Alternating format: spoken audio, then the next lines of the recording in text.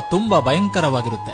ಹಣ ಇದ್ದವರ ಹಿಂದೆ ಜನ ಇದ್ರೆ, ನಿಯತ್ತು ಇದ್ದವರ ಹಿಂದೆ ದೇವರು ಇರ್ತಾನೆ. ಬಡವರ ಮುಂದೆ ನಿನ್ನ ಉತ್ತಮವಾದ ಸಂಪತ್ತಿನ ಕುರಿತು ಮಾತನಾಡಬೇಡ.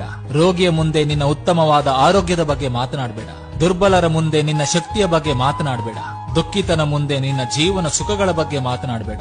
ಖೈದಿಯ ಮುಂದೆ ನಿನ್ನ ಸ್ವಾತಂತ್ರ್ಯದ ಬಗ್ಗೆ ಮಾತನಾಡಬೇಡ. ಮಕ್ಕಳಿಲ್ಲದವನ ಮುಂದೆ ನಿನ್ನ ಮಕ್ಕಳ ಬಗ್ಗೆ ಮಾತನಾಡಬೇಡ. ಅನಾಥರ ಮುಂದೆ ನಿನ್ನ ತಂದೆ ತಾಯಿಯ ಬಗ್ಗೆ ಮಾತನಾಡಬೇಡ. ಕಾರಣ ಇಷ್ಟೇ, ಅದು ಅವರ ಗಾಯದ ಮೇಲೆ ಬರೆ ಎಳೆದಂತಾಗುತ್ತೆ. ಮೌನ ಎಂಬ ಸಿಹಿಜೇನನ್ನು ಸವಿದವರು ಎಂದಿಗೂ ಕೂಗಾಟ ಹಾರಾಟವನ್ನ ಮಾಡುವುದಿಲ್ಲ.